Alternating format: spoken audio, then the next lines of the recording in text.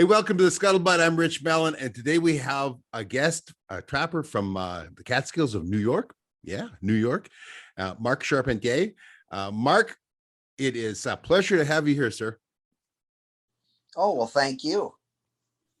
So tell us a little bit about trapping in New York. I understand that it's not all New York City, but all of us hicks and the sticks that when you say New York, there's only one New York, and that's Times Square and all them anti-fur hating PETA people.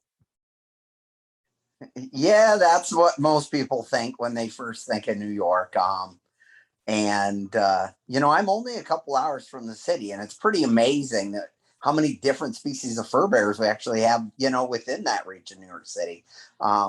New York's biggest export is actually yogurt, and that's because of all the dairies. And there's a lot of agriculture in New York that people don't know about. So, next time you're looking at your yogurt containers, look at the back. There's an awful good chance on the back it says from New York. That's crazy. I had no idea. I thought your number one export was like lattes and bearded people who shouldn't be wearing hipster jeans. I don't know.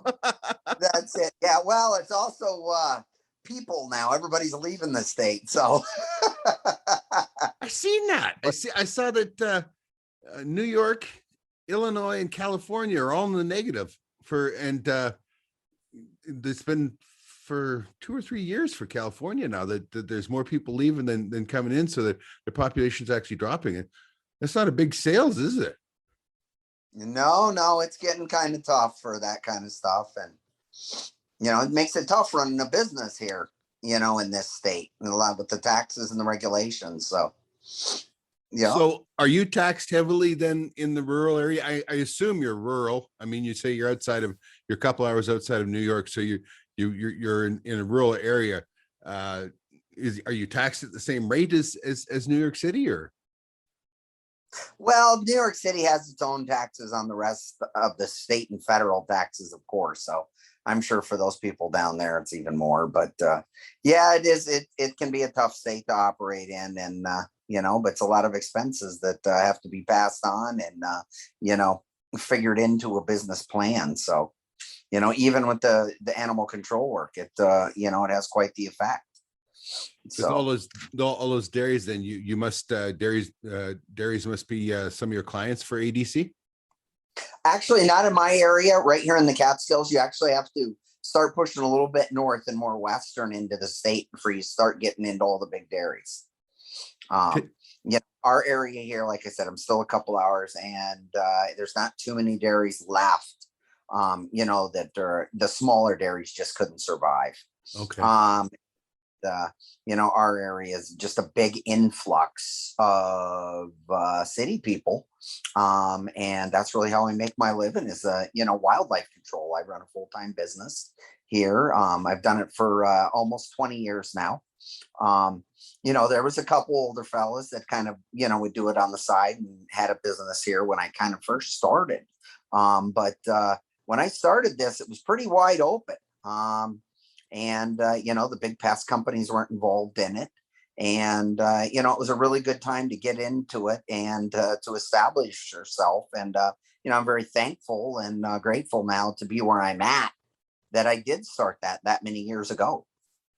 Tell me what your country looks like. Is it rolly? Is it hilly? Or is it heavily treed? I take it that it's a bunch of rural acreages, that kind of thing. Yeah, it's pretty up. The terrain's broken up a lot. You come out through the Hudson Valley, which is a lot of my area that I'm in, and you have some of the, you just break out of the Hudson and you start into the edge of the Catskills. So yeah, broken terrain, lots and lots of orchards as you first break out through the Hudson Valley, apples and pears and wineries. And then as you move further into the Catskills, it starts to get a little bit rougher country. Everything's heavily wooded. Once you kind of get to me, things start getting a little bit sparser as you start moving further west into the state. Right behind me on our mountain that we live on the side on, you could go several miles before you would hit the next road. So, once you get into this area, we really start, opening up, and we got heavy deciduous forests and broken up with, some small fields, but, a lot of rocky streams, and, the altitude, the elevation isn't getting in too high, probably up into, maybe about 4,000 or so is about max, through this okay. area. Okay. Yeah. I don't know the particulars, what the peaks in that are, but we start getting some elevation, and considering you're only coming from 100, moving Yeah. up, the ocean's not that far away. So, Yeah. Well, I mean, I know nothing about New York City. Sandy and I ended up in it once. We were in Pennsylvania, Dallas, Pennsylvania, just south of Scranton, I believe it is. And some friends there. He had a doctor. He owned like 400 or 500 acres on this mountain. And we were there turkey hunting in the spring, and you couldn't turkey hunt on Sundays. So I was like, well, let's go to New York City. That's a whole story all in itself. oh, I'll bet. I can't even, here I am 2 hours away, and I'm going to tell you, I haven't been down in there for quite a few years. Geez, I don't know, maybe an airport. Maybe I went down to an airport 4 or 5 years ago. Otherwise, I think probably 9/11 was the last time I was down in there, and I was still in the military then, so I spent a lot of time down in there through that time frame. But yeah, otherwise I don't venture down there. You were in the military. Yes, sir. Which arm? I was actually in the Marine Corps and the Army. Yeah. Wow, one wasn't enough. You had to have two majors. Yeah, I guess. A glutton for punishment. I was in the Marine Corps. Did almost 6 years in the United States Marine Corps, and then had gotten out and ended up in New York. And then right around the 9/11 time frame, it was time for me to go back in and go to work and do what I do. And so I did come back into the Army and spend a little time deployed over in the Middle East. And then I got out after that. Can I ask what it was you did? Well, over there I was actually a tanker in 19 kilo M1 tanks. When I was in the Marine Corps, I was with security forces, and was a tanker. And then when we went to Iraq, of course, there was no tanks, and you're on your feet and you just patrolled. That's what we did. And those are about the only years that that during deployment that I really didn't do any trapping. Otherwise, I've pretty much trapped every year, since, probably since I was about 12 years old. Well, so thank you for your service. Oh, thank you, Rich. I sure appreciate it. You've done something that it seems to be so taken for granted, yet people don't understand the courage of what you did. When did you start trapping? Like I said, I think I was probably about 12 years old or so. When I really got my start living in Wyoming. I did grow up out west. I actually was originally born in the UP of Michigan, all the way up in Manistee. And that's where a lot of my relatives and the French name, and you just bring it all together. And, a lot of history of trapping in my background that I actually learned about later on. But anyhow, we were out in Wyoming, and, it was something that kind of piqued my interest. I had an uncle who did a little bit, and that kind of piqued my interest. Grew up with a single mom, and didn't really have anybody else around for it. But there was just something about trapping that's drawn me in my whole life. And, I started out running around the trailer park on Sundays and climbing in dumpsters and pulling out the aluminum cans. And I would collect all these aluminum cans up. And you got to realize this was early 80s, about mid 80s, just before the crash. And I'd get in these dumpsters on Sunday mornings because all the oil field workers and the coal miners in that corner of Wyoming, they celebrated a lot on Friday and Saturdays. So those aluminum cans were all mine for the grabbing. So I would crush up those aluminum cans and bag them up. And I'd walk about a mile or so. And there was a place called Pacific Hide and Steel And I'll bet you there's a lot of older readers, listeners out there that probably remember that name. But they're about a mile away. So I'd walk over there with all my aluminum cans and I would sell them by the pound to Pacific Hide and Steel. And they also, besides buying fur back then, they also sold trapping supplies. So I was able to sell my aluminum crushed cans by the pound, buy trapping stuff right there. And that's kind of the early start. Me and my cousin would do a little bit together and we just kind of learned on my own from that gift, from right then. What were you trapping? My trapping. And that's really how it begun out there in Wyoming. And then it continued when I moved to Nebraska. And, the Sandhills of Nebraska has really got my start. I kind of cut my teeth on coyotes out there. And ever since then, when other kids were playing sports, that's what I did in the winter. And, and it just never went away. I've always, trapping's always drew me in, and it grew into the ADC business that I have now. And I still continue to fur trap. So let's split this up. Get your fur trapping in a couple of minutes here. Let's talk about the ADC, because it probably employs more trappers or puts more mortgage payments in the bank than fur trapping does for a lot of people anymore. What is, how many animals or there, what is the animal that you trap the most for ADC? Probably squirrels, hand down.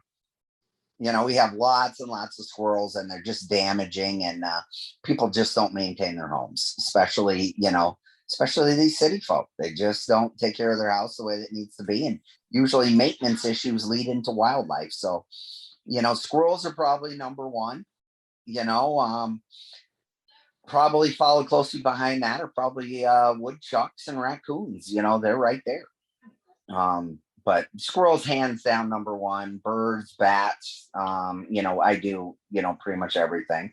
I still do larger animals. I still do coyotes and beaver. I actually have our county beaver contract, so I do all the roads in our county for beaver. I've had that probably for about 10 years or so now. But it's those small guys that's what pays the bills, like you just said.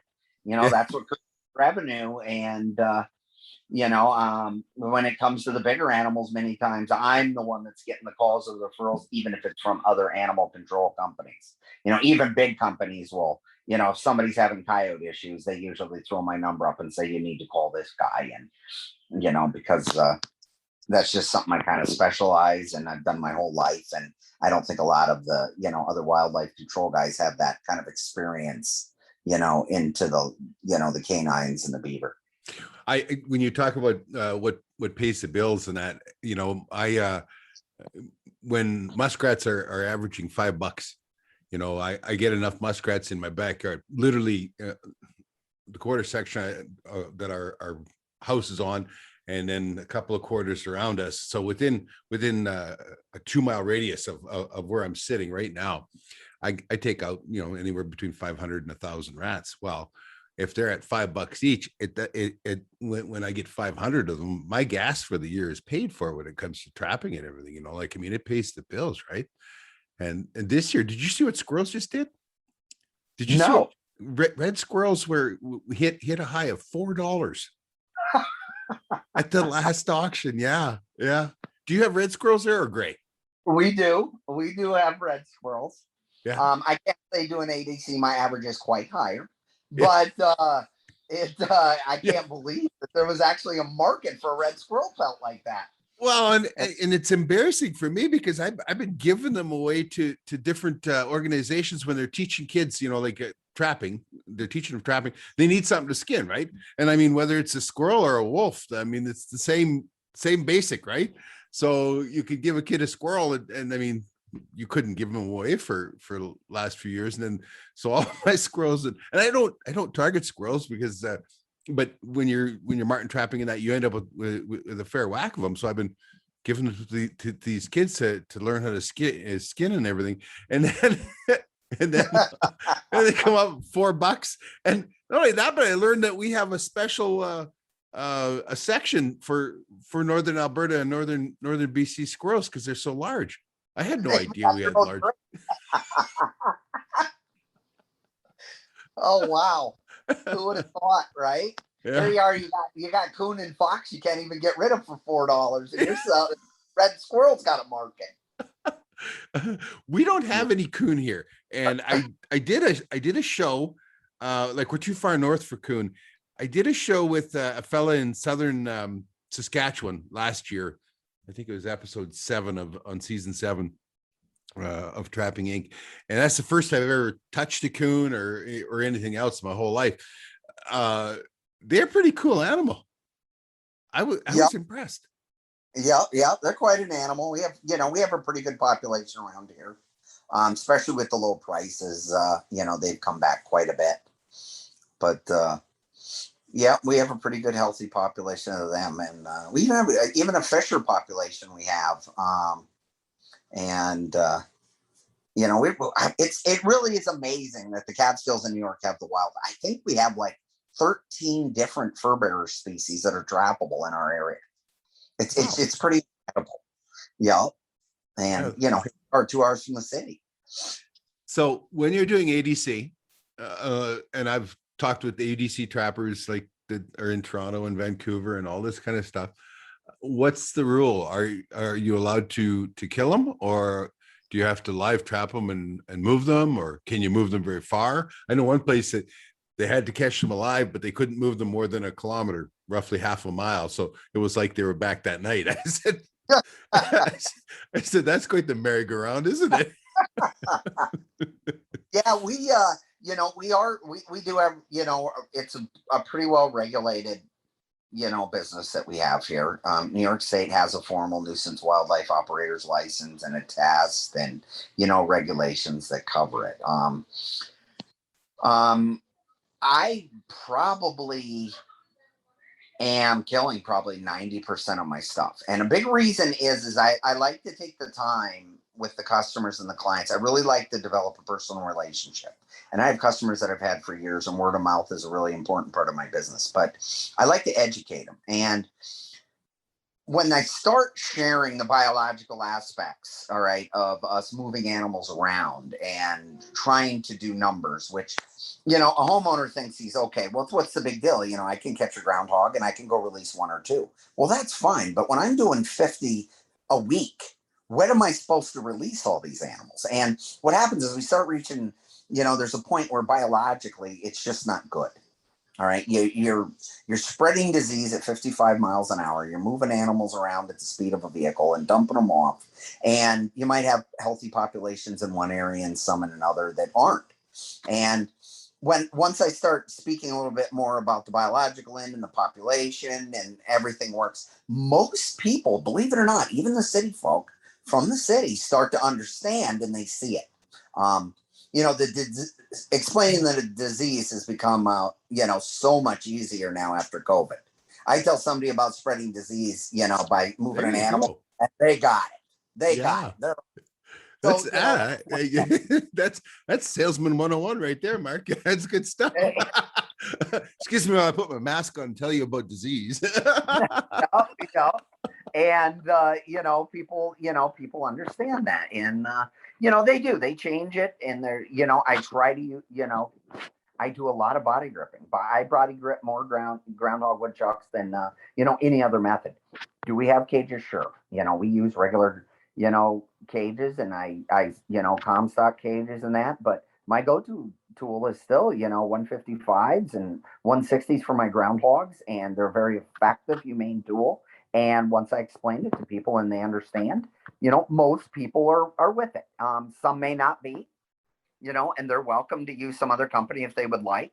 I do some cage trapping when the situation, is, let me see, is really requires it for safety reasons. They got a bunch of kids running around loose. They got pets in the yard, things like that I need to take in consideration. Then I will adjust accordingly. But, and then New York requires us to euthanize all of our rabies vector species. So, your raccoons and your skunks have to be euthanized by law. And I follow that rule very strictly. I know there's some companies out there that don't, and they'll tell a customer whatever they can just to get the job and make a buck. But, I follow the lines pretty straight when it comes to that. And it just makes biological sense to do it that way. And if I miss a few jobs, so be it. I think that on the end, my relationship with the customers, it plays out in the long run, and it's the best route to go for the wildlife population as well. Yeah. Well, I mean, most people don't understand, and until you talk to them and say, all habitat is pretty much taken. It's not like I can take this raccoon from here and take it 5 miles over there, and there's no raccoons there. There's already raccoons there. And I mean, it's easier to explain when you're trying to move something like beaver, because every body of water has beaver in it, or has a beaver pond or whatever, and that habitat's already taken. And try, you explain to them that those beaver will fight to the death over protecting that body of water. They're protecting their home. People are actually a lot more intuitive or more accepting of what if you take the time to explain to them. But you've got to be in that situation. And I actually think that you guys in the ADC are in a unique situation when it comes to representing trapping, because you're doing it, you're removing a pest from them. And so, if it's Johnny New York City and he's already feeling guilty because, they all have this idea that the animals are here first and all that kind of stuff. But if you're removing this animal, it's a pest, and you explain to them, the way the world works. I think you have a much more ready-made audience for the good explanation of the biology and how it works. Have you ever caught yourself yelling at the TV, telling the people that were hunting, fishing, or trapping they were doing it wrong? I know, we all do it. I do it. Well, here's your chance to come out on my trap line with Sandy and I and tell us what we're doing wrong. We are having a contest. We are giving away 3 days worth of trapping out on our trap line with us. All you have to do is get yourself to Grand Prairie, Alberta, and we will take it from there. We'll pick you up, we'll take you out to the trap line, and we will return your frozen carcass or your smiling face to the airport 3 days later. All you have to be is a member of trappinginc.locals.com. Be a supporting member. The draw is on September 1st. It's really, really simple. You go there to trappinginc.locals.com, and the very first post up on the news feed, it tells you how to enter and how to get in on this. We are easygoing. We are going to have a pile of fun. We are looking forward to having some new, fresh faces out on the trap line with us, and you're going to be a star or a guest of an episode of Trapping Inc. Season 8. Okay? Simple, folks. Don't miss out. This is a great trip. Number one thing that gets requested of us is, how can I send my husband trapping with you guys? I'm willing to pay money. Well, maybe I shouldn't be advertising to you. I should be advertising to your wives.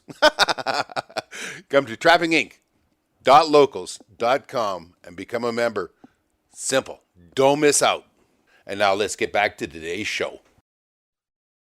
Oh, absolutely. Absolutely. And I really try to take advantage of that. It's my chance to be able to establish that relationship with people and be that one contact that maybe they're like, maybe PETA and the World Wildlife Fund weren't right. Maybe there's not something there. And this makes so much sense that their poor little sob video just doesn't. And I really try to take that and make a responsible exposure to these people, because it may be the first time they've ever been exposed to a trapper. And that's very, very important to me, that I'm able to offer that, educate them. And I'm also very active in our state organization. I'm the Region 3 director for this corner of the state. So, that's also part of my job, is to make sure that, we're representing trapping the best that we can. And, making sure that, we have that future. And that's how we do it, is by getting to people that wouldn't normally ever been exposed to it. It's really neat, because you take a look at hunters, and most people are meat eaters. And so, they get on me about being a hunter. And I say, well, look, don't slag on me because I choose to kill my meal and you don't. You choose to have somebody else kill it. I mean, that's a pretty easy argument to make. Trapping has this whole other this whole other cloud hanging over it. And I think the fact that when you get in a situation like what you're in, where they need you, they need you to get rid of that squirrel in the attic or that raccoon in the attic, and that they're a lot more receptive to listening to what you got to say. Having said that, will bet you easily 80% of the viewers of our TV show don't trap. They're just fascinated with the life. They or grandpa did, or an uncle did, or they wanted always to get into it or whatever. But 80% of them don't trap. They just love watching it, how it all works and that communication with animals. And I find that absolutely fascinating. The saddest thing that I hear, and I hear it all the time, back before the virus, when we could go to sportsman shows and do seminars, and that was people come up to you and say, I didn't know trapping was still legal. Right. I hear it too. Yeah. Yeah. How do you trap? How do you take care of the squirrels? Do you use traps on them? Do you snare? Are you allowed snares? Actually, that is one tool in New York that we are not able to use. We're not allowed to use snares. I am licensed individually just for the use of cable restraints on beaver. So there is some special regulations that will allow me to use those. But outside of that, there's absolutely no snare or cable restraint use in New York. Why would you use? Why would you use? I'm sorry. Why would you use a cable restraint on a beaver? There's sometimes, especially if they're in areas where the beaver have been pressured and they're associating, maybe that body grip, got a piece of them, or maybe it slapped in their face and they're avoiding it. And, it's one of those tools that when I make an approach into a job, I'm kind of very systematic about it, Right. Usually I start out, I don't touch my lures or anything at first. Usually I'm in blind set channels and things like that. And then, if I need to start moving into caster mounds and stuff like that, I will. Then if I need the footholds, I'll bring them into play with sliders if I need to. And then if I still need to, I still have the cable restraints in my pocket. And then if I need to, I still have shooting them on with a light or something at night. But I progressively move through it to make sure that I always have an alternative tool to use in a particular situation. Just God forbid I end up with a beaver that just seems that he's voiding the, combinations of whether it's human scent in the trap or caster in the trap or, something like that he is avoiding. I want that tool there. And, a cable restraint can be a nice tool to use because it's practically invisible. And I can use it, just in a blind set, and then have that beaver there and I'm able to hold them alive, and then I'll be able to dispatch them at a later time too, where I wouldn't have that same ability on a job with a customer. And maybe I don't feel like a 330 or, a 280 is maybe the better choice for that situation for safety. And the cable restraint will allow me to do that and be invisible. Okay. I'd never thought of it being like, I guess I've never been around that educated of a beaver, because by the time you get down to the footholds and the slider, I mean, that's like Dr. Death. That's the last one. The last one. They're gone. Yeah. Yep. I completely agree with you. And, that's how we're doing most of them. But they do get exposed, and there is a few other trappers in the area that still get out and play around a little bit. So, and you always get somebody that's trying it new for a year or two, and, you'll get that guy that's missing a toe or two. It's just another tool to be able to reach for. The squirrels, then you use a box trap, a live cage. What do you use for them? Yeah, most of my squirrels are all done with one-way cages. So I'm not a big excluder guy. I've followed up on too many other jobs from other companies that are using excluders, and there is times when that's a good way that it can be done depending on the house. But most of our homes that I'm working with, a lot of them, you wouldn't believe, are, wood sided and different options where if you exclude a squirrel outside of the building, which you stand a very good chance of causing more damage.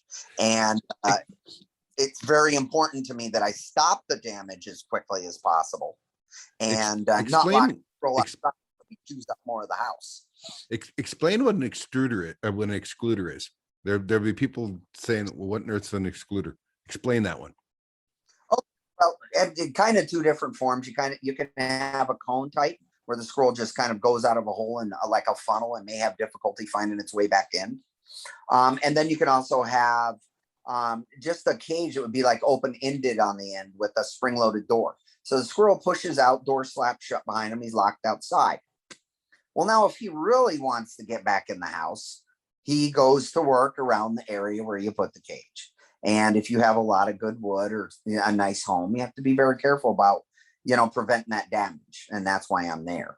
So that's where I find myself most of the time. I'm catching all my squirrels in cages with spring-loaded doors, multi-catch cages. And I even do, depending on the home, a lot of times, if I think it's the case, I will even prep them and I'll actually set them up at night. And I don't know if I'm supposed to be sharing all of this. There's a lot of years putting all this together to do it right and efficiently. But, I'll come back and set those up at night because I know the squirrel's inside. If it's not flying squirrels, which I have 3 different squirrels in my area to deal with: grays, reds, and flyers. But if it's not flyers, I can almost guarantee that at nighttime I got my red, my gray squirrels inside. So now I have a captive audience. So now what I'll do is it's actually easier for me to come back in, put that cage over the opening in the dark, make sure I have the captive audience, have the squirrel come out into the cage, making sure I have the offender that I wanted, and then be able to lock that house down in a quick and efficient manner without causing more damage. And that's my goal. As to be quick, efficient, and stop the damage. When you are called for a squirrel, a squirrel case, I don't know what do you call them. Got to apprehend the squirrel. When you're called for a squirrel job, do you have are there multiple squirrels or is there a single squirrel? You must have some stories to tell on that. It can be all over the chart. Normally with flying squirrels, you're dealing with colonies. I've been into those as many as 40 or 50 in a structure. Gray squirrels a lot of times are multi. Red squirrels seem to be very territorial.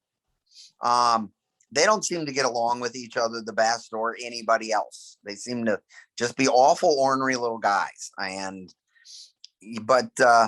So we get it all over. I deal with from a single squirrel to a mom with a litter to, 50 flyers. So, once you come in to do that initial inspection, I really don't know what I'm getting into until I get there.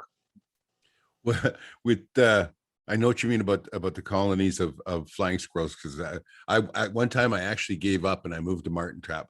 Because I was at 32 or 33 flying squirrels, and I'd caught a couple of marten, but they'd ruined them. And I was checking every 2 days, and they'd ruined them because they would jump out, and even though it was hanging out off away from the tree and all that, a flying squirrel, that's no big deal for them to jump over there, right? They're the only ones. But what they do is they pluck all the fur off, and they take that fur back to line their nest, right? It's just they're just a terrible thing. But I gave up. Finally, I was like, and I moved the marten box, and I keep thinking about it every year when I set up, because I had this little jog in my trail, and now I go straight across instead of going over to where all those flying squirrels were. And I keep thinking, I wonder if I should go back and set it up, because it was sure good for marten. I'll tell you that. The flying squirrels were something else. Yeah. I just read an article. It was the craziest thing. These people were studying red squirrels, and it was funny that you talked about that they're territorial and all that. They were studying red squirrels, and they see that red squirrels, their belief was that red squirrels don't have a home, that they just keep moving and moving and moving, and that there are multiple squirrels that live in a cache. And I mean, for me, yeah. I mean, every year when they get prime, I set up snares around my cabins because you squirrels in cabins, and don't need to tell you that. And it is nothing to get 15, 16 squirrels in a night. I mean, and snares are the only way to go. You have no idea how much fun you can have until you can snare squirrels. Yeah, it can be monsters. They really are.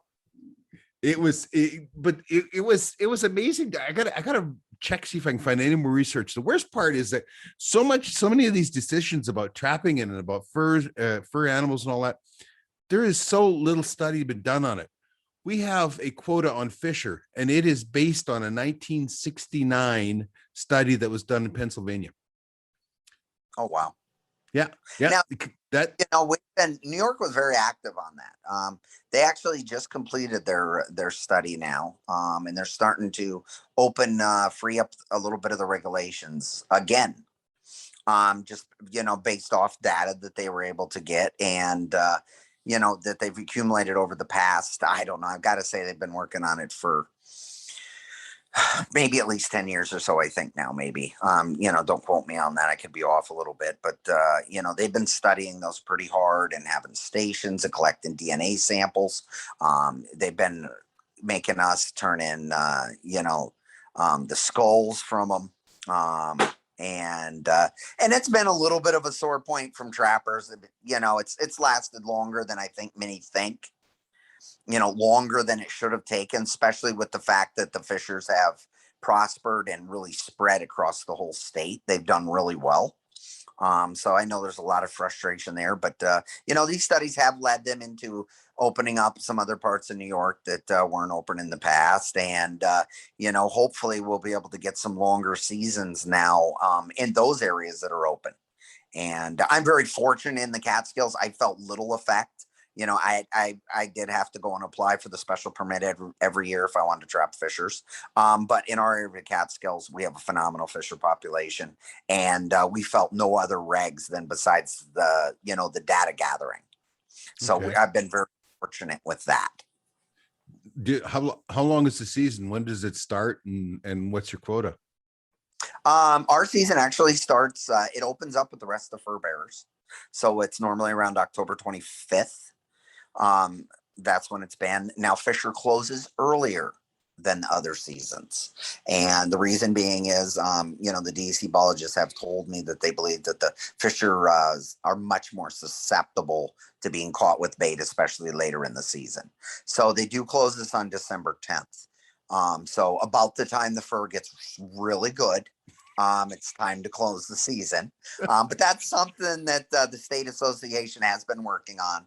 And, maybe something with this data that's came out of the study and all the work the trappers did with turning in the skulls and that, hopefully it'll pay off. And maybe we'll be able to see us a little later season, in the coming near future. Tell me, what's your weather like? Like when you're closing in, what's the month of December like? Do you have snow? Are you froze up? How cold are your temperatures? We can get cold.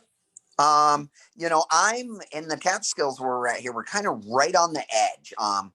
Pretty much from my house, if you start going west, there'll be snow before there is back to the east. And I think that our location's still within a couple hours of the ocean, and that still helps to keep them, the winters from being too crazy. Last year was definitely one of the harder winters we've had in quite a few years. But we can get some pretty decent, snow amounts. We stay pretty wet here. I don't know what, I would compare it a lot to, some of the areas of the Midwest, Michigan and, Wisconsin, Minnesota, kind of those areas with maybe just slightly less, freezing temperatures. Okay. Would you be like in above freezing during the day then, or in December? Oh yeah, we can get that. Yep. We'll still get those. And usually about mid-December is when we really start probably entering into our freeze. Usually I'm not ice fishing till after the Christmas. And then usually it'll last until that February thaw we get, which usually happens later in February. We'll start maybe getting some warm ups and some temperatures will start opening up and get some open water, for rat trapping and such. But I find it interesting because we for our fisher, like December, about mid-December on it can get tough because that's when it gets really cold, and they don't move much when it gets cold. Like I'm talking about daytime highs at minus 20 Celsius or about four below zero Fahrenheit. That's our daytime high, and not many critters move at that. Well, still your wolves, coyotes, and your cats move. They always do. But like mink, fisher, martin, they slow down. They slow down pretty good. And that was just one of the things when they're shutting it down December 10th. It was why I asked about the temperature, because if your Decembers did get actually cold, you could, the season could run longer, and it's not going to really affect the catch very much, if it was like around here, because that later in December gets pretty tough. How do you trap fisher there? The methods are pretty similar to what you do. I know that remember me and you a couple of years back met in Michigan there, and we shared some stuff when I did a demo there at the NTA. Yeah. And our methods I think are awful similar. I don't get quite the snow they do in a lot of places, but I still lean really heavy on the poles. And the reason I do that is, one, I can keep them working. We don't get that snow depth necessarily, but once I go up that pole, it frees me up on my trap selection that I'm legally able to use.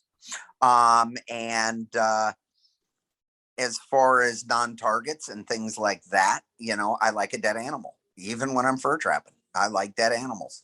And, if I can dispatch them quickly and that like that, that's what I prefer. Once I go to the ground and I start using boxes, I have to be more selective about traps and the type of boxes and things that I use on the ground due to the regulations. So I find myself still leaning pretty hard on the poles. And honestly, I've heard a lot of counter arguments, about big males don't want to go up poles and things like that. And I'm going to be honest, over time, if a fisher wants to get in a trap, boy, he will get in a trap. Oh yeah. I've never seen that case. So, what I've been able to collect for myself and, over the years is that I really don't see no difference on the ground or on a pole. So that's kind of where I'm at.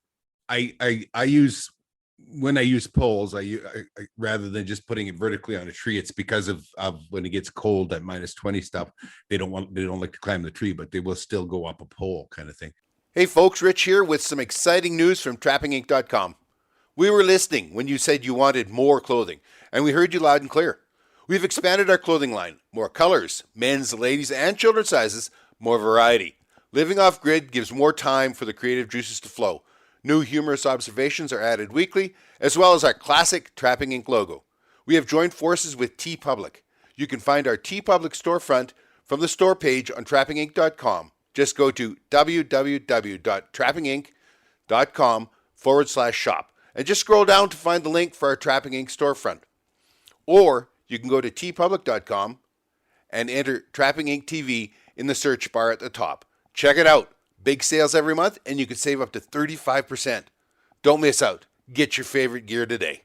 And now let's get back to today's show. Explain to me the difference between, you were talking about your traps and that the pole allowed you some more freedom with the kind of traps as compared to being on the ground. Can you explain that? Yeah. We really took some proactive approaches here quite a few years back to make sure that we weren't killing non-typicals and the possibility of pets, dogs. This was something that had come to the highlight quite a few years back, and we tried to get ahead of it. And I do believe that it paid off, and it made some people angry, by putting restrictions on these traps. But the idea that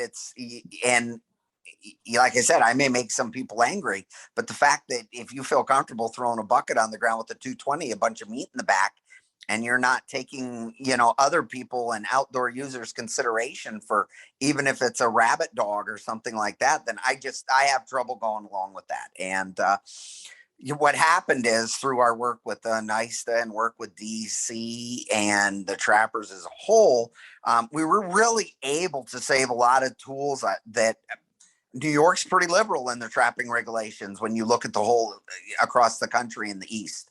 And we were able to save these tools by approaching it from a really common sense type of view, keeping 160s on the ground for trail sets and stuff if there isn't bait and lure.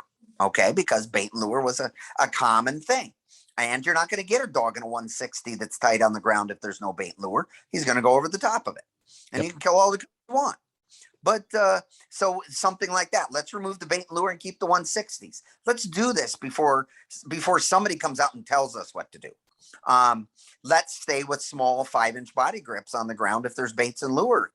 If you're using a bigger trap, it needs to be inside of a box. If you're using a bigger trap, it needs to be on a pole, 5 foot off the ground. And by putting those kind of common sense things in there, I really do believe that we saved a lot of tools that we wouldn't even be able to use right now. So I don't disagree with you. I get a lot of feedback for places like, we're mandated. We have to use the body grips, the killing traps, that kind of stuff. I can't foothold a fish or that kind of thing. And it doesn't bother me because I like my animals to be dead. I'm fine with them being dead. The problem that we have is that if we aren't proactive doing this stuff, when they come to take it, they're going to take it all. Oh, I'm with you. I completely agree, Rich. I just had a very irate person send me an email with a picture, and I don't know who would do this. This flies in the face of everything. It's like when people get caught jacklighting deer at night, right? And they talk about hunters were out poaching. No, criminals were out poaching. They weren't hunters. The jacklight. This person sent me a picture of a 330, and it's either a Duke or a Bridger, and they're not even legal in Canada to use for anything. But this 330, it's sitting on the ground. It's got a wiener on the forks of the trigger, and like they were worried about their dog. Well, yeah, hell, I'd be worried about my dog too. I have two 80 pound plus short hair pointers and that, but I've killed 80 pound wolves that stuck their head in a 330 as well. You know what I mean? I would be worried too. Why do we have to legislate that kind of stuff? But that's just flat out stupidity. That is, and if we don't take care of the best practices and that kind of stuff, we're going to get legislated. And you're absolutely right. You have to be proactive. I know what the world was before, but this ain't the world anymore. No. And we gotta save every little bit we can. And by preventing things from happening and using some common sense approach, maybe sometimes it does require a little bit of, sacrifice. And then on the other side of it, I can see the other side of it. I can come from being that, growing up, on the ranch in the Nebraska Sandhills and realizing that, well, a property owner also has rights. And exactly. Government can be overstepping what they're trying to tell somebody to do on their own property. So I see that too. And I try to walk that middle ground a little bit and look at it, from both sides. And, in New York, in our situation here with our population, our demographics and everything, it was a very good move. And there was a lot of people and angry, and I'm sure there's people that still don't talk to each other after those arguments. But I think it saved us, and for me, be able to grab a bunch of 160s and go set fisher sets on poles and baited sets is pretty incredible. 2 hours from New York City that we were able to save all that. Oh yeah, hats off to you, and I totally agree with you. You though lead me to believe that you don't use boxes on poles. The way you're talking, that if it's on the ground, it has to be in a box net. So am I reading that right? You're absolutely right. I don't use boxes on poles. I try not to carry more than I have to. So I do use poles. Most of the time I'm in hemlocks or cedars. So I've already got my stabilizers and everything in place. I'll go out and, I'll prep ahead of time. And then it's a matter of just walking in, cabling my trap around the pole, putting it on the holder, cutting me snapping off a few limbs, laying them over the bait to keep the birds out, and then applying my baits and lures and rolling on to the next spot. Quick, efficient. My pliers are on my hip, a roll of wire, and I go. I have a good source of beaver meat just because of the nuisance work. So we collect that, throw it in buckets, and it goes in the freezer ahead of time. It's And that's amazing. how It's amazing how much beaver meat you use to trap. it goes quick on fish, especially. And my biggest, you want to know what my biggest problem is here? And here we go back again to our weather not being as cold as yours. It's bears. If I get bears on my beaver meat and my poles, I'll usually give them once or twice just because I'm already there. But after that, I might as well just pull them, because once they get started, I will come in and that trap will be knocked off and the beaver meat will be gone every single check. So I might as well pick up my stuff and move it. I had a grizzly go through, and grizzly are out later than the blacks. The blacks have to be traditionally or usually they're into their dens and that before the last leaves fall, because those leaves cover their scent. Grizzlies then spend that time until it's cold enough where they're going to den, hunting black bear in their dens. Pretty cool when you walk up and see where they hawked a black bear out of a den and ate them. I've seen once where wolves have done it. I've seen several times where grizzlies done it. We had a grizzly go through our trap line this year, a young bear, probably first winter on its own, because they stick with mom for 2 years. So I think probably first winter on its own. And he went up and got on one of on my Fisher line and Fisher Martin line. And he waltzed his way through there, and he actually ended up with a 160 on his paw, and it went down. He went down the road with it, but he had the box, and then he smashed the box flat. And I always have in my boxes, I always have a piece of wire mesh that I shove in there to pin the meat in there, right, so they can't fall out because they're all vertical around there. Anyway, he smashed it flat, and then packed the meat off me, because I use a big chunk of meat, and it was frozen to the screen, and eventually I found the screen shredded. And I'm just walking along, following him. There was about 6 inches of fresh snow. It was kind of funny to wander along, and then and I was worried that he would head off the bush, because he still got my trap on his foot, right? He stopped though, and he pulled it off his foot, but before he headed off into the bush, and he bent it up pretty good. My God. I don't have luck with that, with not having a box. Like around here, my Fisher and Martin and that. Well, for one thing, most Martin come down the tree into the box now.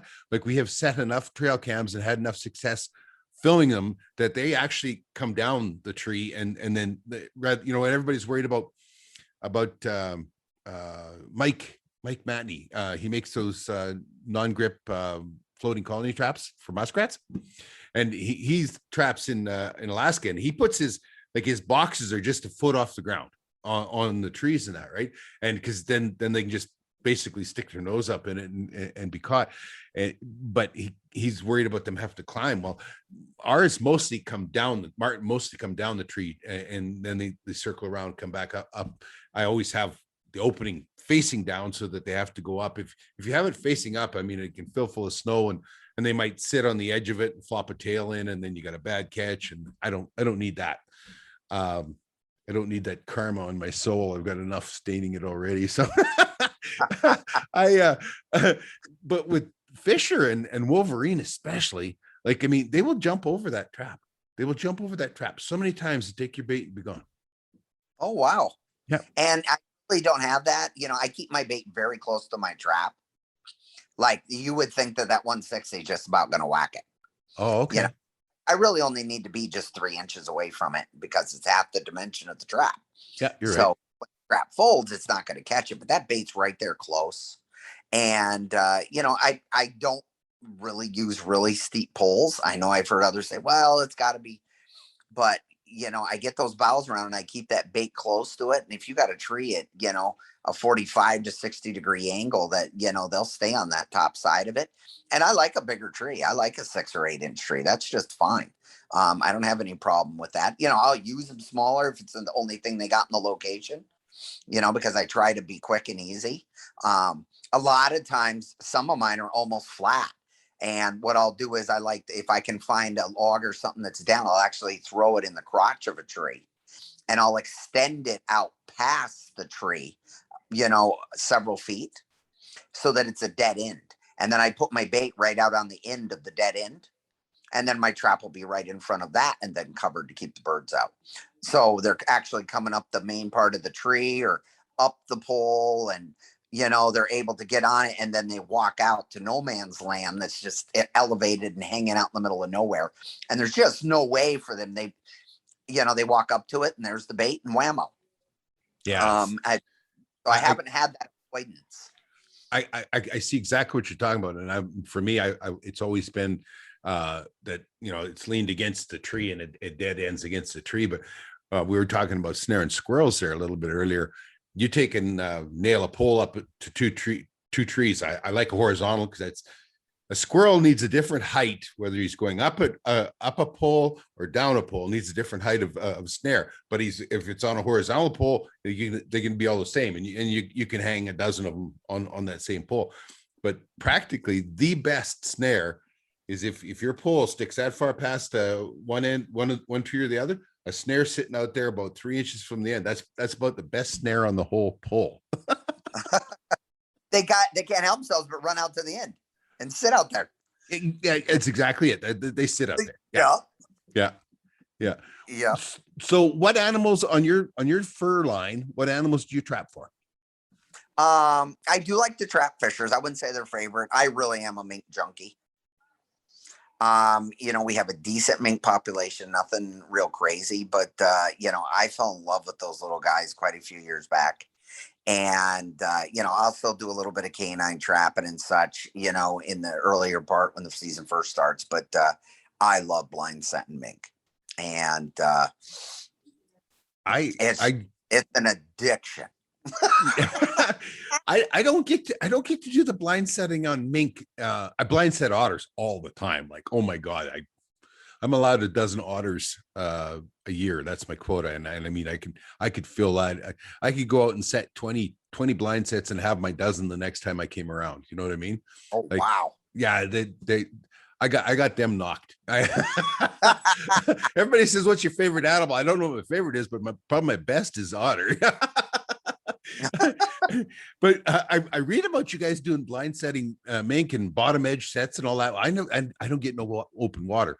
Our mink starts on the opens on the 1st of November. Everything's froze by then. Wow. We're walking on ice at that point. I catch a fair number of them. I catch a lot of them that'll climb the tree, go into my my martin and fisher box. So I catch a lot that way. And I like setting on the crossovers and that kind of stuff, beaver dams and that sort of thing. I got to ask you one thing though, before we talk about your favorite mink set. Your mink there, do they have a lot of fat? Do you have to put them on a beam to flesh them? I do. I have a small little board right on my bench, and I do scrape them off really quick. There's not a whole lot on them though. But we have I think it's probably going to go back to we got a great food source here, and hence again why we have so many available fur bearers, and there's just a lot for them to live on, and so they're pretty healthy.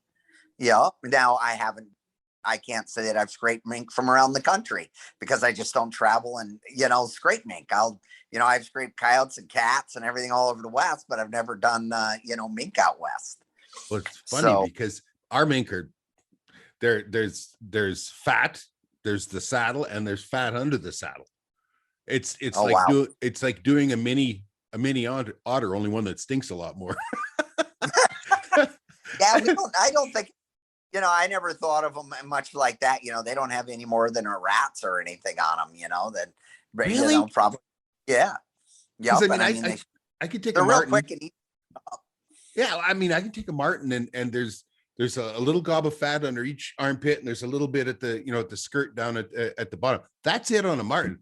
On a mink, I got to put it on the beam and two-hander Really and peel it off. Yeah. Yeah. Yeah. Ours ain't, I don't consider them too bad, but again, like I said, I don't have I really don't have anything else to compare them to. Well, I ended up, this is a couple of different guys. So Ontario and back there have told me that, what do you mean you put your mink on a beam? That doesn't make any sense. It's like, well, I don't know how else you. It's actually a little beam. It's, just a little bit bigger than, like a stretcher almost. And I've got it screwed right down on my bench, and it just makes it easy. And that's how I do it. I think there's some guys, I don't even know if they really even throw them on a beam. I think they kind of throw them on stretchers and clean them off a little bit. They want that saddle on there, and you sure don't want to overflesh them either, so. I have to take the saddle off because there's a 1/4 inch of fat underneath it. Oh, wow. Yeah. We don't got that. Probably why you got so many otter too. You must have a plethora of food in that water. Mostly, and it's like they did a study on mink here, and they said that 60% of their diet is muskrat. Oh, wow. And almost the total balance after that is snowshoe hare. And I cannot imagine, that's, everybody talks about how tough various animals are. I think the mink is the toughest going, because around here, he doesn't have web feet. He's got tiny little feet. He's got a big ass. And when he goes through the fluffy snow, I don't know if you ever get enough fluffy snow there to watch your mink tracks, but all of a sudden he's jumping like 8 inches apart, and he's going down and he's going up. Like, I mean, oh man, that's a tough gig. A marten or a weasel has bigger feet than a mink does. A marten stays right on top, and he's jumping a couple feet at a time, just going. Mink, lives in the water, doesn't even have web feet. Like, I mean, he almost always looks like he's drowning as he's just trying to swim, let alone go tackle a muskrat or a fish or anything. Like, I'm just, to me, they are the toughest, most tenacious. Like, I mean, they get up every morning and pull up their pants and decide they're going to get the job done. I tell you. Yeah, they do, and they work for it. Constant. They just constantly go at her. And I've watched YouTube on videos on them, and they go down, and this mink was grabbing onto a trout that was bigger than it was, and he'd get a hold of the trout, and the trout would fight him, and the trout would get free and go down, and the mink would get breath of air and go back down. I'm thinking this thing's gonna die. Pretty soon the mink's eating the fish. Yeah, I've watched them down.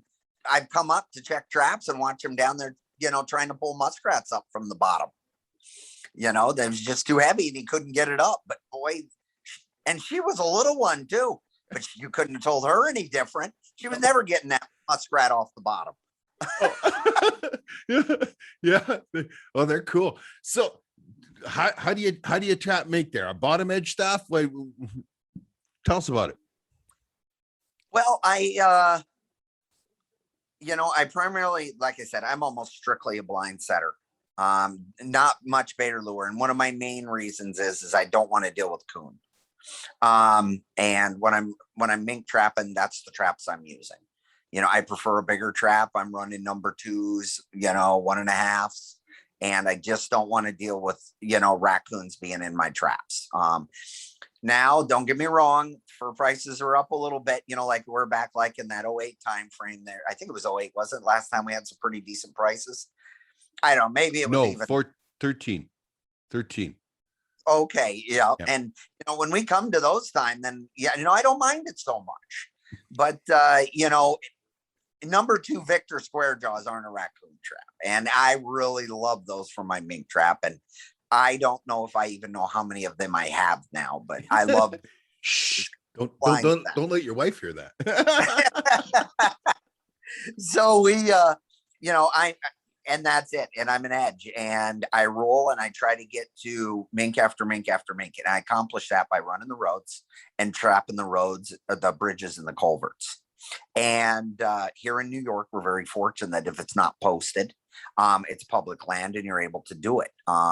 you don't need anybody's permission to get in that culvert of that bridge. So I take advantage of that, and I try to get into the front of as many mink populations as I can. And, when I get out there and I start, I'm blind setting those edges, just, a quarter, half inch of water over a number 2. And I'm setting them quick with weights, and I'm rolling to the next spot. I don't want to be looking for a coon dragging my weight up on the bank, getting tangled up. They don't usually go far, but especially if I'm running at night, I don't want to be dealing with that. So, like I said, I'm blind. I usually run through my line first, and I'm claiming, my spots, and I'm getting them corners all set up, and I'm rolling to the next spot. Once I have my line established from there, then I'll start incorporating some other sets. Then you'll start seeing me, start putting in some blind trail sets with body grips. I almost always keep a body grip in my waders. I don't like to, I've got a 110 in there. It's wrapped up with some wire around it, and I just keep it in the front of my waders. And, it keeps you from being lazy. When you see something, you set it. And, that actually paid off one time. A funny little story for you. I had come down and checking a few, and I went around, and I had, checking my corners, and, I remember a rock, or a lot of times I'll just lean a rock up over it to keep a coon from going through one of those traps if I think they're around. And a mink will go underneath the rock against the wall, but the coon will go out and around it. And I put that, and the rock had fell down in there. So I remember fixing it. And as I was walking back, I looked over, and I was all done. I didn't have anything. And I seen where there was fresh mink tracks through the snow running up on the dry land. And I said, you know what? I should really put a trap in there. But I didn't have that 110 in my waders at that point. Why? I don't know. And I said, it was one of those points that you're 30 days in, and it's cold and it's snowy, and you have to give yourself that pep talk. Mark, don't be getting lazy. Get your ass back up to the truck. I got up there, and I said, let me grab a trap. I'm going to go back down. I'm going to throw a blind trail set into that, where that mink went right through the snow. So I did. I took the bits, went back down, and put that body grip in there, and turned around, and that rock had fell down again. So two things. It made me correct the set that I was making, that something I didn't have set in there right. So it made me go over and fix it proper. But when I did, I walked over there to fix that rock again. All of a sudden I heard meep, meep, meep, meep, meep, meep behind me, and I turned around, and there was that mink in that body grip I had just set less than a minute before. So that right there gave me a lesson in myself. Don't be lazy, Mark. You see that sign, you set that sign, you keep setting, and you don't ever quit setting until you run out of season. Yeah. And, it was pretty neat. But so yeah, I'll set those trails up, and then as the weather does get worse, I will start looking for more bottom edge sets. So number one rule is the trap has to be working, or why set it? So if you can't keep your equipment working, that's where those bottom edge sets really start to come into play. Then you start doing that. So I'll set all levels. And if the sign's there, if I have the location, I'm going to set it. Explain, you've talked about corners a couple times. What do you mean by corners? Hey folks, Rich from Trapping Inc. TV here, and it's no secret that I'm a big fan of coffee. Our friends at Old Smokes smoke roast their coffee beans over wood fires. You have no idea how good coffee can taste until it's smoked coffee. Did you know that studies have shown that just the smell of fresh coffee can boost brain activity? Yeah, it's that good. Sandy and I have teamed up with Old Smokes Coffee to make our own Trapping Inc. coffee blend. Let me introduce you to Wolverine, an ultra dark roast coffee bean smoked over maple wood fires. This is the pure, uncut trapper's fuel that keeps us laughing and trapping all day long. If you'd like to try our special blend, you can find it at www.trappinginc.com/shop. If dark roast isn't your thing, Old Smokes has 5 different coffee roasts from light to extra dark, each roasted over a different wood for a unique flavor. Right now, you can order from their online store and use our promo code RICH, that's RICH, and get 10% off your entire order. Just go to www.oldsmokescoffee.com. That's OLE smokescoffee.com and use the promo code RICH. That is promo code RICH for 10% off your entire order. And now let's get back to today's show. All my tight spots. So, when you look at when you're up there and you look down, and let me see how I can. This is one of the hardest things to describe, is when you look at that creek and you tell somebody that the mink's going to go over there, he's going to run over there, he's going to go under that stump and around the corner by that rock, and people kind of look at you like you got three heads. And I think over time you just start really getting a feel for where these guys are going to go. And so when I'm talking those corners, I'm talking when they're coming around the corner, either in or out of those culverts or in and out of those bridge abutments. And they're going to hug those corners really nice and tight. And that's where you need to be. And, that's where your blind sets pay off, Yeah.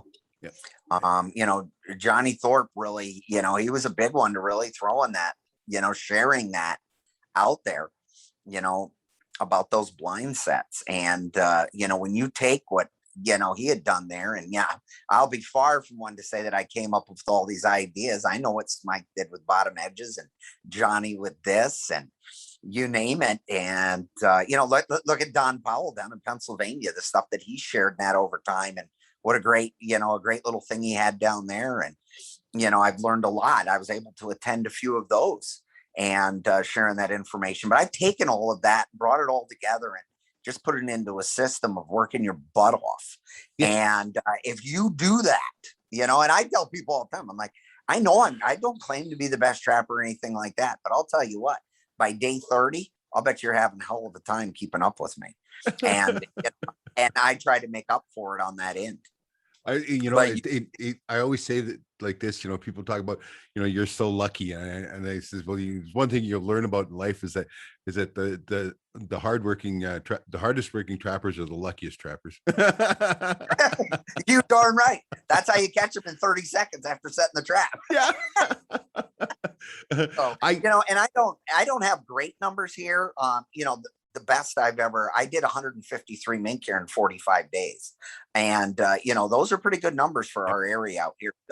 We don't have those Western numbers, and like they do out in the Midwest, and you kind of have to work for them. And, I pushed pretty hard that year, and it was back, like you said, we had those little bit I actually bought a Toyota pickup that year with my fur check. Of course it wasn't new, but I did awful good that year because the rats were good too.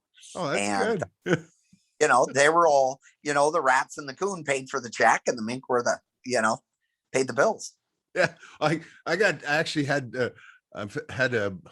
sent a whole bunch of mink out for the last auction there. And I got mink in the top lot was 1050, 1250 was top lot. And I had a bunch of mink in there. Worst was I sent out 188 weasels. And I don't know, like 60 or 70 of them or whatever went into top lot, and they were $4 each. It was like holy cow! Almost red squirrel prices. What's that? Almost red squirrel prices. Oh yeah. Well, actually, red squirrel was better. I think red squirrel was 412 or 411 or something like that. Yeah, it was amazing. Mm-hmm. Yeah, but it's. When you talk about those corners, I think I understood what you're saying, because I see it in the wintertime when the otters, especially the otters and the mink, come up a frozen creek.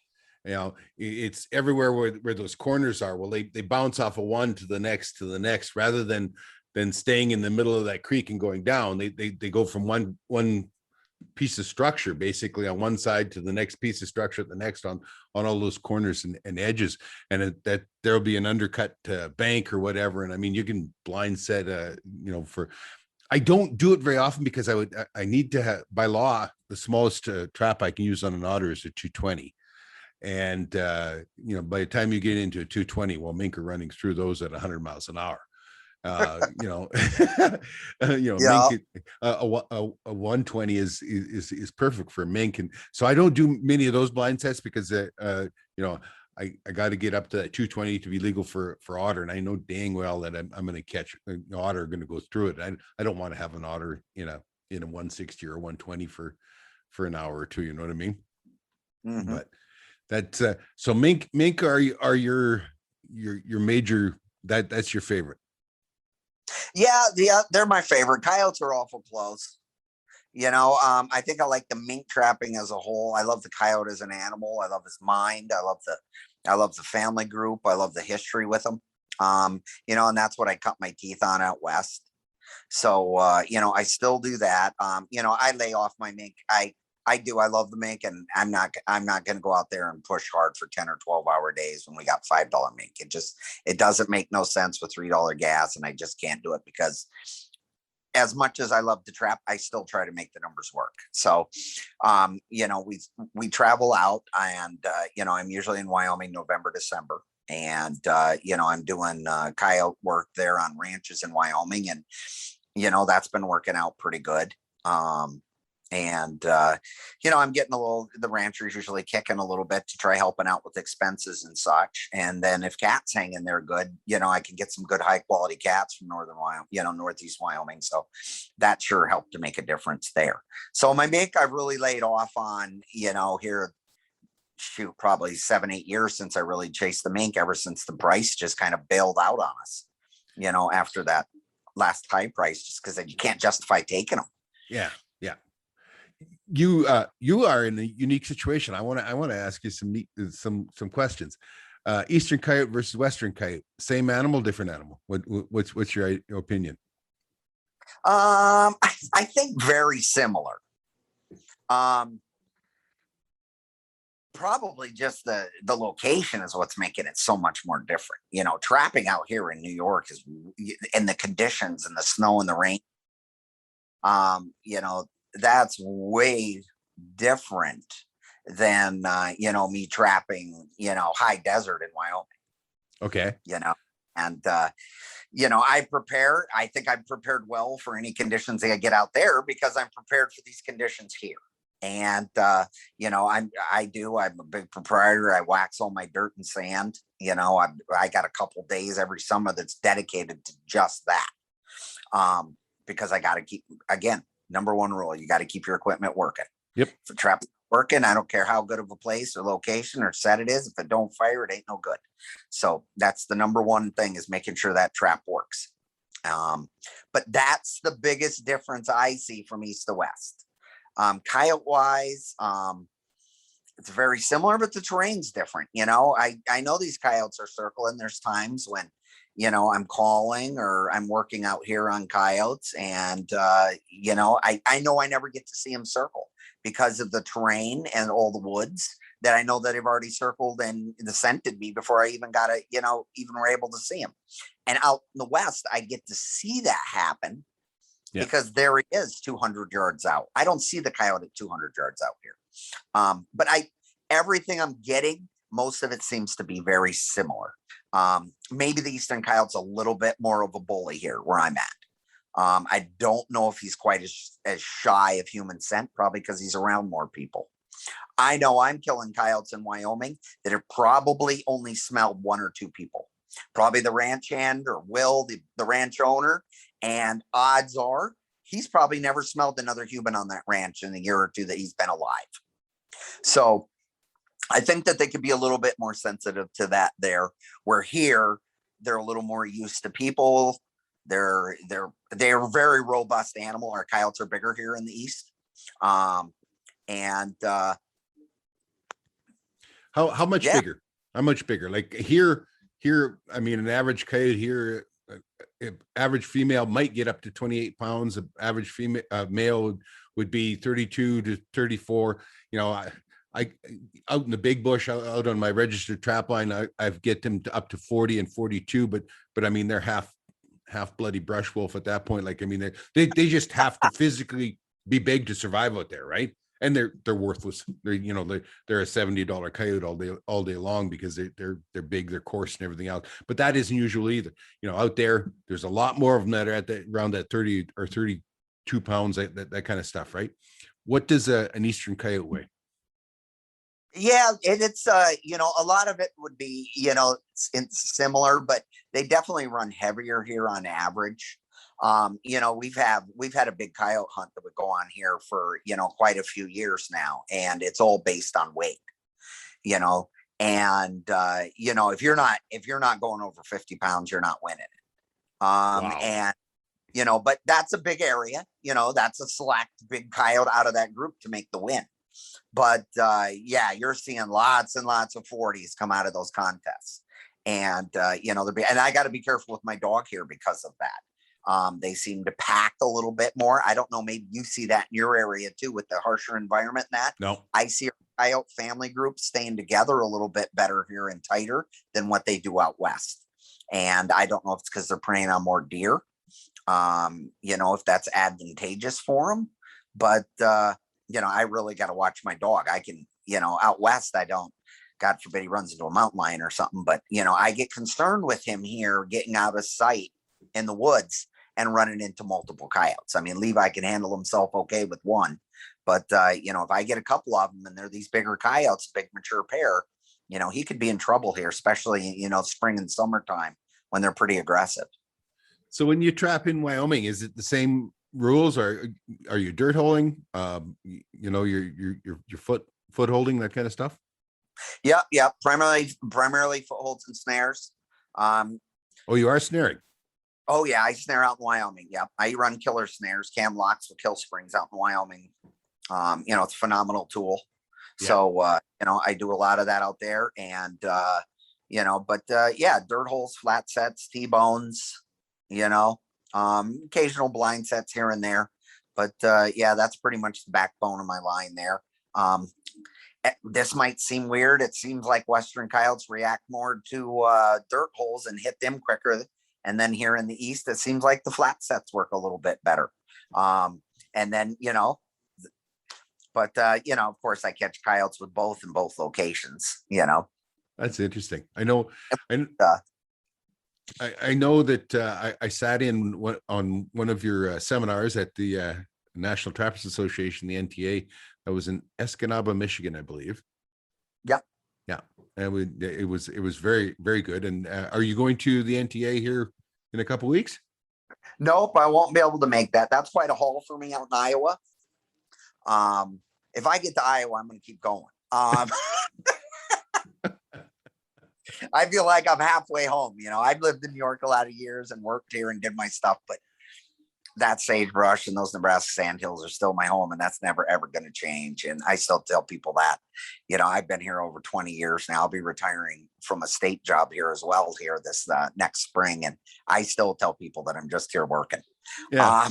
But I made the best of it. I really have. I made the best of New York, and great people, and really, really, really a lot of great things about it as well. It's not all bad, but yeah. So we were going to go again this year. To Iowa was only 35 hours, so that's not a big drive for us. Well, same as driving to Escanaba was.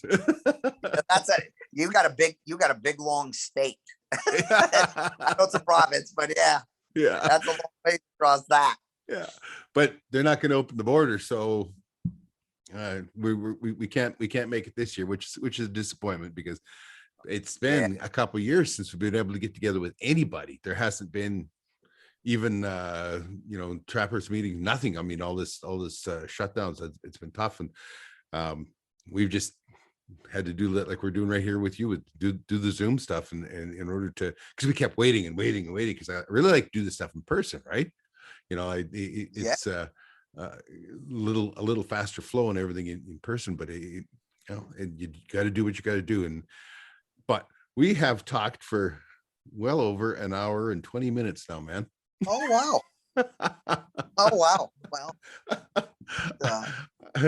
I appreciate you taking the time. I've enjoyed talking with you once again. I can't wait till we can sit down and shoot the BS over a drink or something. Maybe sometime we can get you and Sandy to fly out here to our New York State Convention. We have a heck of a great state convention here. And is that the one in Herkimer or something? Yes, sir. Yeah. We'd love to come, man. Oh man, we'd love to come. That would be. I just find it so fascinating to go and visit with people everywhere. My biggest disappointment so far has been I haven't been able to go do the seal hunt, and it's it's got to do with the government. They won't allow us out on the ice, and we've tried to jump through all the hoops and all that, but well, maybe one day it'll happen. But it has been so enjoyable to go out and see how everybody else does something. That is so neat. I'd love to go out and travel around on your main line. That'd be cool. Oh, that'd be great. We do a thing out here too. I've been doing it last year. We couldn't do it because of COVID either, but I started, it's been this will be our 6th year now, called the New York Elite Trapping Seminar.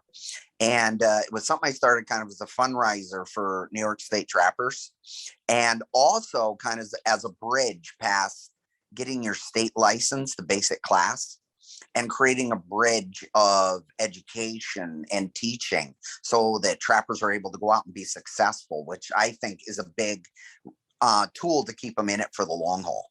And it's been really good. We've had, let's see, the first I've had Mark Zager, Russ Carmen, Slim Peterson, Andy Weiser, Jeff Dunlap, and what I do is I bring these instructors in for a full weekend, and it gets a chance for these guys to spend on the line trapping instruction for 2 days with these guys. And, this year we're going to be able to get it back up. I got her back up running this year, and, I'm really looking forward to it after not having it last year. And we have some great instructors coming, and, that'd be something great to attend in the future. So, you know what we learned though? We learned that we took a lot of stuff for granted. Oh, yeah, right. I was talking with Mel here last week when I did the podcast with him, and I realized that how much I'd missed seeing his ugly face. You know what I mean? Yeah. And we've taken all of this stuff for granted for so long, and then all of a sudden when it's not there for 16 months, I guess, but two springs, so that's 2 years, right? Like, I mean, you can't go do it. Yeah. It really shows how much we were taking it all for granted, and we should appreciate it more. It sounds like you guys are even on more lockdown up there than we are down here. Actually, we're free in Alberta. We're free. Oh, you are? Oh, yeah. The only thing that we can't cross the international border, that's controlled by our prime idiot out in Ottawa, and but we have, everything was gone on the 1st of July. We started to graduated March out of it in June, and masks and restrictions, all restrictions and everything were gone by the 1st of July. We're just, that's where it was great going to Wyoming last year. Last year, me and my partner Wendy, me and her were out there, and it was just none of it. Nobody was doing it. They had enough. It was still I still got up in the morning. I put my pistol on my side in Wyoming, and I could stop at the diner and, grab a bite to eat, or go in the store and nobody looks at you sideways, and no masks. And, it was just, there was none of it. They just weren't doing it. Yeah. And after it's all said and done, it didn't make no difference. None whatsoever. And that was a nice break for me and her to be able to get out there. Yeah. And she traps right alongside me. She's great. And we just thank God we're, blessed that we could get out there and do that and just be away from all of it here in New York when they were completely locked down. So I should talk with her. She could probably got some pretty good stories she'd tell on you. Yeah, we won't do those ones live. So, all right.